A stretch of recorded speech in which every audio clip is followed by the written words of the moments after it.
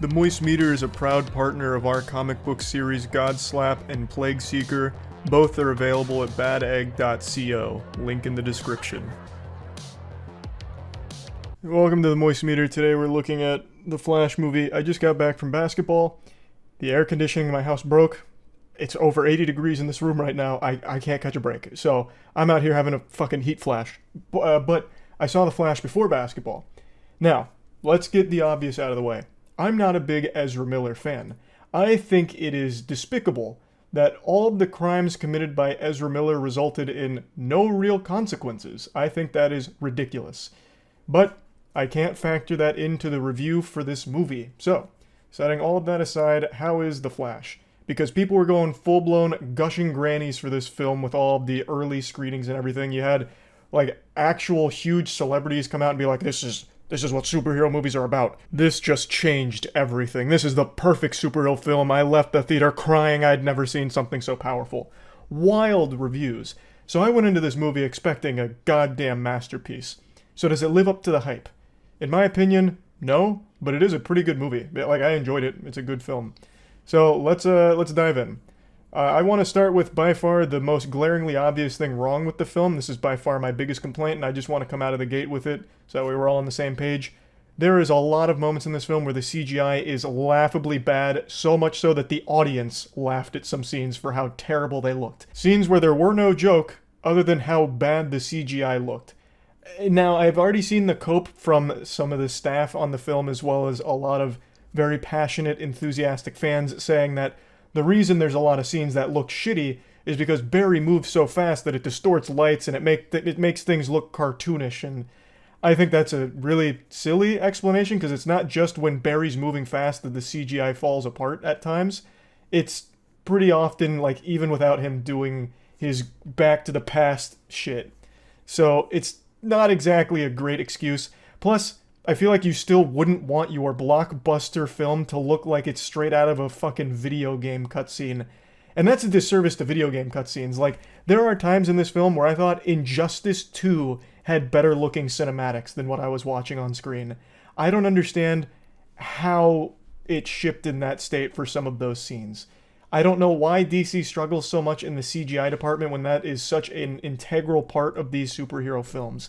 So it flounders a bit in quite a few cases with the visuals. But now let's move on to the things I liked. I like the narrative here. I am a sucker for multiverse stuff when it's done well, and I think they do a good job with this. I think it was a smart play having Barry interact with a younger alternate Barry.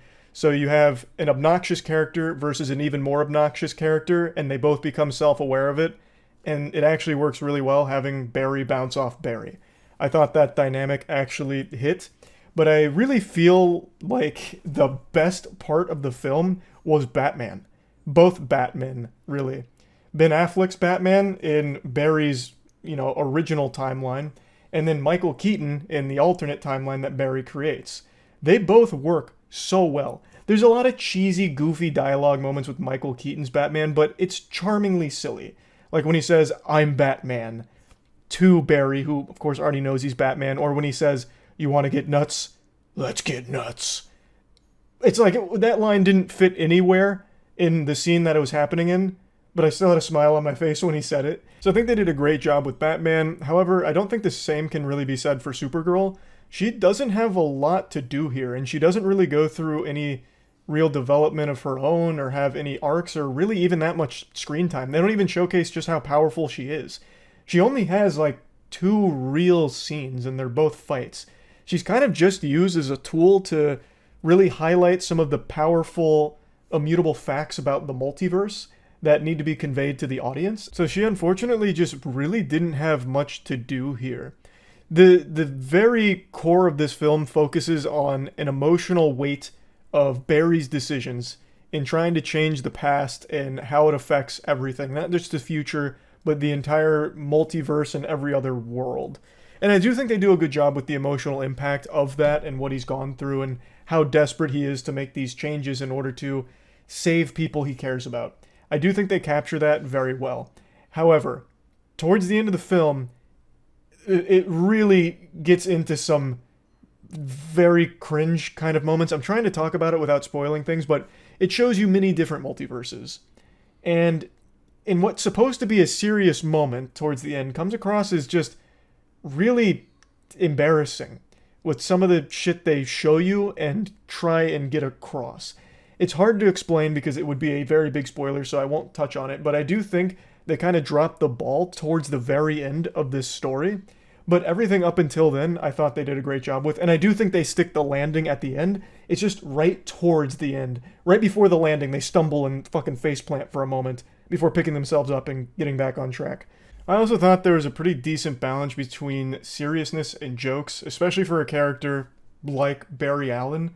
There were a lot of jokes between the two Barry Allens, but it wasn't overbearing and they weren't super bad or anything. I actually thought there was a pretty decent balancing act done with, here's this Barry that's a lot more serious because he's been through a lot more shit. He's now in a different reality than he's used to. It's all his fault. He's dealing with the emotional weight of that. He's trying to figure out how to fix it. He's also gone through a lot of shit that's left him in a very different state than he came there in.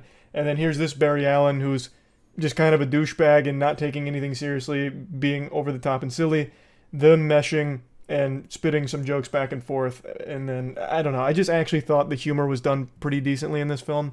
Whereas that's usually a major complaint of mine from fucking superhero films, is just the formulaic, nonstop fucking jokes that never end, and they're always so generic and formulaic. This time around, I thought that there was a decent balance struck. So overall, there's just not a whole lot of things that I disliked about the film, aside from a lot of the CGI that happens here. I just really wish they would polish that up, because the films would be elevated substantially, because that is just, it is noticeably bad in a lot of places. Like, there are just times where it is noticeably just bad.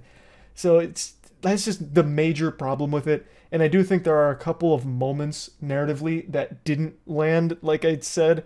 But overall, it's a pretty good film, and definitely better than I was expecting it to be. Plugging the Flash in the Moist Meter, I'm going to give it a comfortable, like, 70%. It's a good movie. I think all of the pre-release hype around it was a little absurd after seeing it now. Like, I do agree that it is a good movie, especially for DC, which makes a lot of stinkers in their cinematic universe. This is definitely not one of those cases. It is fun. Above all else, it is a fun film that I do think does justice overall to the Flash as a character, as well as just the entire universe. And I'm very curious to see how they pick this up going forward. They leave a lot of questions that the answers will be very interesting to see going forward now. So yeah, that's about it. So yeah. Huge thanks to ourselves for sponsoring this Moist Meter. Godslap is a comic series written by myself, Jackson, Matt, Danny, and Aubrey Sitterson. It follows the story of a character named Ace, who's an extremely powerful slapper in a world where slapping is king. Issue 3 just dropped. It's all available at badegg.co, and shit is starting to pop off.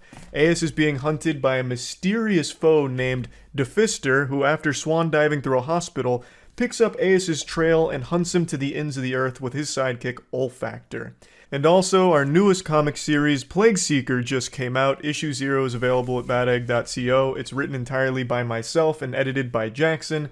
It's set in a world 1,000 years after an apocalyptic event known as the Calamity.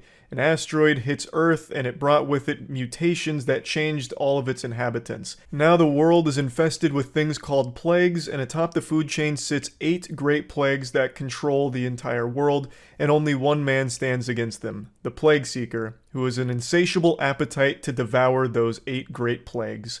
So all of this is available at badegg.co, so please check it out. See ya.